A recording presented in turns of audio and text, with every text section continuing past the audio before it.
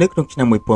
1940នៅភូមិដាច់ស្រយាលមួយដែលហុំព័ទ្ធទៅដោយវាលស្រែនិងព្រៃក្រាស់នៅសម័យនោះជំនឿលើវិញ្ញាណនិងអបិយជំនឿនៅមានឥទ្ធិពលខ្លាំងណាស់ទៅលើការរស់នៅរបស់ប្រជាជន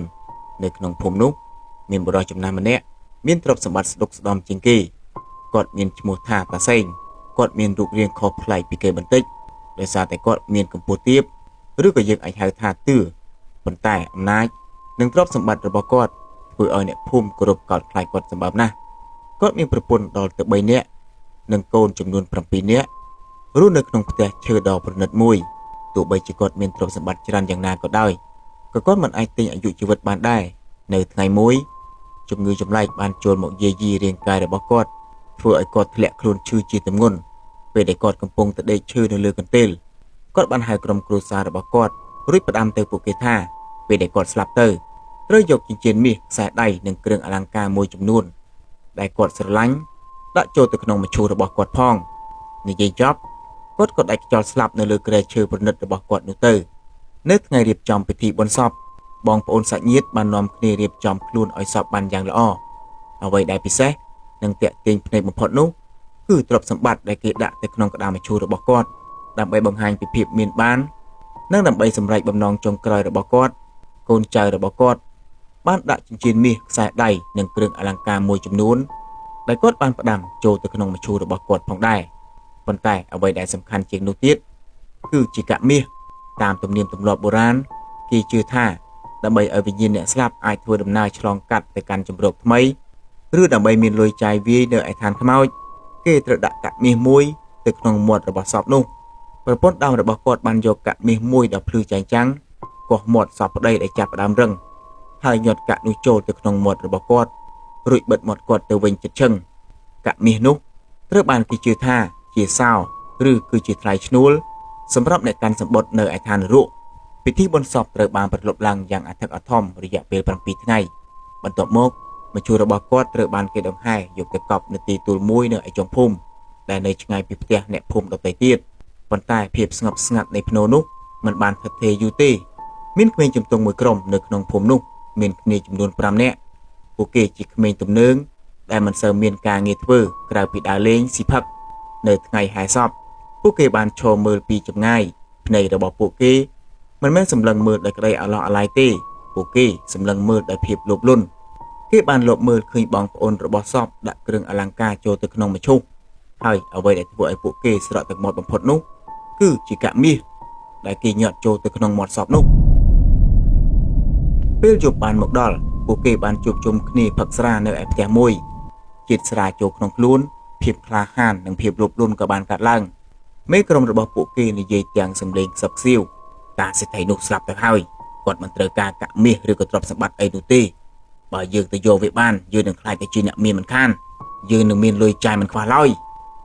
ក្មេង4នាក់ទៀតមើលមុខគ្នាពួកគេខ្លាចតែពាក្យថាមាសមានឥទ្ធិពលជាងការភ័យខ្លាចទៅទៀតពួកគេបានឯកភាពគ្នាហើយត្រៀមយកចបប៉ែលនិងពូថៅរងចាំដល់ពាក់កណ្ដាលអាធ្រាត្រដើម្បីទៅធ្វើរឿងដែលគ្មាននរណាហ៊ានធ្វើពួកគេនឹងទៅដណ្ដើមទ្រព្យពីមាត់របស់ខ្មោចរាត្រីកាលដ៏ស្ងាត់ព្រះច័ន្ទត្រូវបានពពកខ្មៅបាំងជិតឈឹងធ្វើឲ្យភូមិទាំងមូលងងឹតស្លុបសំឡេងសត្វចង្រិតដែលធ្លាប់តែយំក៏បានស្ងប់ស្ងាត់ទៅវិញនៅពេលដែលនាឡិកាឈានចូលដល់ម៉ោង12អាធ្រាត្រវាគឺជាពេលវេលាដែលពពួកខ្មោចព្រាបវិសាចចេញរកស៊ីហើយក៏ជាពេលវេលាសម្រាប់ក្រុមចៅវ័យក្មេងទាំង5នោះដែរពួកគេបានលួចធ្វើដំណើរចេញពីក្នុងភូមិដោយមានការចបប៉ែលនិងពូថៅឆ្ពោះទៅកាន់ទីទួលភ្នូដែលនៅដាច់ស្រយាលនោះខ្យល់ត្រជាក់បានបក់មកប៉ះរាងកាយរបស់ពួកគេធ្វើឲ្យស្លឹកឈើបន្លឺឡើងសឹបនៅពេលទៅដល់មុខភ្នូរបស់ខ្មោចតាសេងដីភ្នូនៅថ្មីនៅឡើយក្លិនធូបនិងក្លិនផ្កាដែលក្រៀមស្វិតនៅភាយនៅឡើយទេពួកគេមិននៅបង្អង់យូរព្រោះខ្លាចមានគេមកទាន់ក៏ចាប់ផ្ដើមនាំគ្នាជីកដីសំឡេងចប់ជីកបានបន្លឺឡើងបំបែកភាពស្ងប់ស្ងាត់ពួកគេជីកយ៉ាងលឿនដោយភាពលោភលន់ញើសបានហូរចេញពីខ្លួនរបស់ពួកគេទោះបីជាមានអាកាសធាតុត្រជាក់យ៉ាងណាក៏ដោយមួយសន្ទុះក្រោយមកចបរបស់ពួកគេបានប៉ះនឹងវត្ថុរឹងមួយនោះគឺជាគម្របក្តារមឈូសរបស់តាសេងពួកគេបានបោះដីចេញហើយយកពូថៅមកគោះដៃគោលរួចក៏បើកគម្របក្តារមឈូសឡើងក្លិននៃសាកសពដែលចាប់ផ្ដើមហើមនិងក្លិនថ្នាំបុរាណបានភាយចេញមកយ៉ាងខ្លាំង ធ្វើឲ្យពួកគេស្ទើរតែចង់ក្អួតពួកគេយកភ្លើងចន្លុះឆ្លុះទៅមើលក្នុងមឈូសនោះសាកសពរបស់តាសេងកំពុងតែដេកយ៉ាងស្ងប់ស្ងាត់រាងកាយដ៏តូចរបស់គាត់ស្លៀកពាក់ឈុតសូត្រពណ៌សមុខរបស់គាត់ហើមបន្តិចនិងមានពណ៌លឿងស្លេក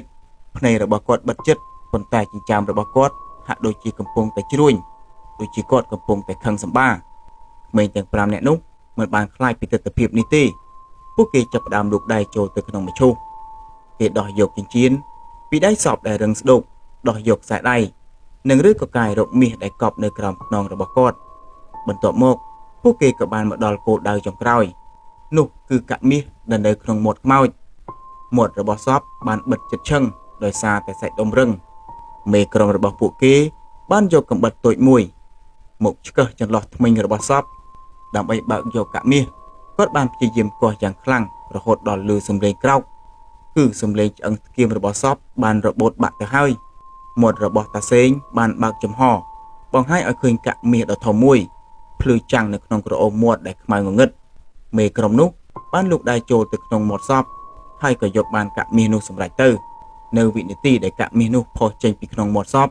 ចំលោះដែលពួកគេកំពុងតែកាន់បំភ្លឺបានរលត់ភពទាំងអស់ក្នុងពេលតែមួយពួកគេស្ថិតនៅក្នុងភាពងងឹតសូន្យសងរំពេចនោះពួកគេបានឮសំឡេងចេញពីក្នុងមឈូសនោះគឺជាសំឡេងដកដង្ហើមសំឡេងដង្ហើមវែងៗនិងស្ងួតដូចជាមនុស្សដែលខ្សោះខ្យល់ជាយូរមកហើយទើបតែបានខ្យល់ដកដង្ហើមវិញក្មេងទាំង5នាក់នោះភ័យស្លន់ស្លោពួកគេប្រញាប់ប្រញាល់រត់ចេញពីទីនោះដែលមិនបានកប់ដីលុបវិញឲ្យបានត្រឹមត្រូវទេ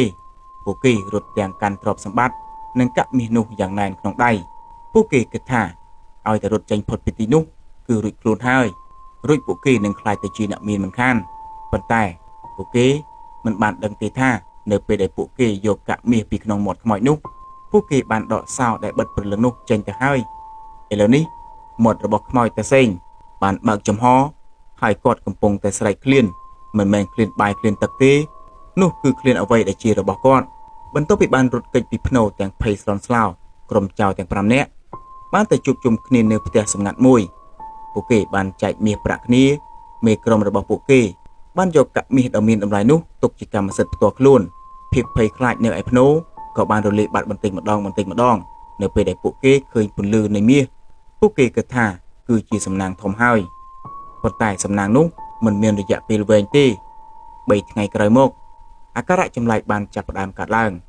មេក្រុមដែលរក្សាទុកកាក់មាសនោះចាប់ផ្ដើមមានបញ្ហាត្រង់មាត់ដំបូងគាត់គ្រាន់តែឈឺធ្មេញនិងរលាកអញ្ចាញប៉ុន្តែត្រឹមតែមួយយប់ប៉ុណ្ណោះមាត់របស់គេបានហើមប៉ោងខុសពីធម្មតាស្គៀមរបស់គេរឹងរហូតដល់គេមិនអាចហាមាត់និយាយបានឬក៏ញ៉ាំអាហារបានឡើយគេមានអារម្មណ៍ថាដូចជាមានដៃដែលមើលមិនឃើញមួយកំពុងតែព្យាយាមគាស់មាត់របស់គេជារៀងរាល់យប់ដោយដែលគេធ្លាប់គាស់មាត់សាកសពតាសេងអញ្ចឹងចំណែកឯក្មេង4នាក់ផ្សេងទៀតក៏មិនបានសុខដែរនៅពេលព្រឹកមួយពួកគេភ្ញាក់ឡើងបានឃើញនៅលើខ្នើយរបស់ពួកគេពោពេញទៅដោយសក់របស់ពួកគេបានជ្រុះ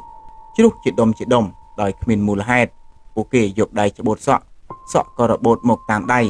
ក្នុងរយៈពេលតែប៉ុន្មានថ្ងៃក្បាលរបស់ពួកគេប្រែទៅជាទំពែកហើយស្បែកក្បាលក៏មានដំបៅរលួយក្លិនស្អុយដូចសាកសពបន្ទាប់មកការលោកបន្លាយក៏បានចាប់ផ្ដើមនៅយប់ថ្ងៃសិលមេក្រុមដែលមានមាត់ហើមនោះចាប់ផ្ដើមជឿចាប់បានដេកនៅផ្ទះតែម្នាក់ឯងខណៈពេលដែលគេកំពុងតែដេកធ្ងោគេក៏បានឮសំឡេងសម្រាប់ជើងមនុស្សដើរនោះគឺជាជំហានខ្លីៗដូចជាមនុស្សទឿអញ្ចឹងទ្វារបន្ទប់របស់គាត់បានបើកឡើងយឺតនៅចំពោះមុខគាត់គឺជាខ្មោចតាសេងគាត់មិនមែនជាសាកសពដែលដេកក្នុងមឈូសទៀតទេគាត់កំពុងតែឈរក្នុងឈុតពណ៌សដែលប្រឡាក់ដីមុខរបស់គាត់ហើមរលួយជាមួយនឹងការខឹងសម្បាតាសេងបានដើរចូលមកជិតគ្រែគាត់ដើរមួយគាត់ឡើងទៅលើគ្រែហើយអង្គុយសង្កត់ពីលើទ្រូងរបស់មេក្រុមនោះទម្ងន់របស់គាត់ធ្ងន់ដូចភ្នំមេក្រុមចង់ស្រែកតែមាត់គាត់ហាមិនរួចខ្មោចតាសេងបានអោនមុខចុះមុខដ៏រលួយរបស់គាត់នៅជិតមុខមេក្រុមគាត់បានលូកដៃគឺជាដៃដែលត្រជាក់ដូចទឹកកកចូលទៅក្នុងមាត់របស់មេក្រុមនោះរួចគាត់ក៏ចាប់ផ្ដើមគាស់មាត់មេក្រុមនោះយ៉ាងខ្លាំងដូចដែលមេក្រុមធ្លាប់គាស់មាត់គាត់ដូច្នោះដែរយករបស់អញមកវិញនៅយប់នោះអ្នកភូមិបានឮសំឡេងស្រែកយំយ៉ាងឈឺចាប់ចេញពីផ្ទះរបស់មេក្រុមនោះ ប៉ុន្តែគ្មាននរណាហ៊ានចូលទៅមើលទេនៅព្រឹកបន្ទាប់គេបានប្រទះឃើញមេក្រុមនោះស្លាប់នៅលើគ្រែសភាពសាកសពរបស់គេគួរឲ្យរន្ធត់បំផុតមាត់រហែកដល់គុំត្រចៀកហើយធ្គាមក៏បានបាក់ក្នុងមាត់ពោពេញទៅដោយឈាមគេស្លាប់បើកភ្នែកគួរឲ្យរន្ធត់ចំណែកឯក្មេង4នាក់ទៀតនៅពេលដែលដឹងដំណឹងនេះពួកគេក៏បាត់បង់ស្មារតីទាំងស្រុងពួកគេបានក្លាយទៅជាមនុស្សឈួតម្នាក់តែងតែរត់ទៅជីកដីនៅគ្រប់កន្លែងដោយស្រែកថាកប់ខ្ញុំទៅកប់ខ្ញុំទៅម្នាក់ទៀតអង្គុយសើចតែម្នាក់ឯងហើយតែងតែធ្វើកាយវិការដូចជាកំពុងរាប់កាក់មាសនៅក្នុងដៃពីរនាក់ទៀតបានរត់ចូលទៅក្នុងព្រៃបាត់ខ្លួនរហូតដល់សប្តាហ៍ថ្ងៃដែលគ្មាននរណារកឃើញសាកសពឡើយទ្រព្យសម្បត្តិដែលពួកគេលួចមកបានត្រឡប់ទៅភ្នូរវិញទាំងអស់ដោយសារតែឪពុកម្ដាយរបស់ពួកគេភ័យខ្លាចហើយយកទៅសងវិញរួមទាំងធ្វើពិធីបុណ្យសុំខមាទោសប៉ុន្តែអ្វីៗហួសពេលទៅហើយរឿងរ៉ាវរបស់ក្មេងទំនើងទាំង5នាក់នេះបានក្លាយទៅជាមេរៀនគួរឲ្យរន្ធត់សម្រាប់អ្នកភូមិចាប់តាំងពីពេលនោះមកគ្មាននរណាម្នាក់ហ៊ានដើរកាត់ភ្នូររបស់តាសេងទៀតឡើយហើយជំនឿនៃការដាក់កាក់ក្នុងមាត់សពក៏ត្រូវបានគេធ្វើដោយប្រុងប្រយ័ត្នបំផុតព្រោះគេដឹងថារបស់អ្វីដែលនៅក្នុងមាត់ខ្មោចគឺជារបស់ខ្មោចហើយខ្មោចនឹងតាមមកយកវាវិញទោះបីជាគេបាត់បង់ជីវិតក៏ដោយ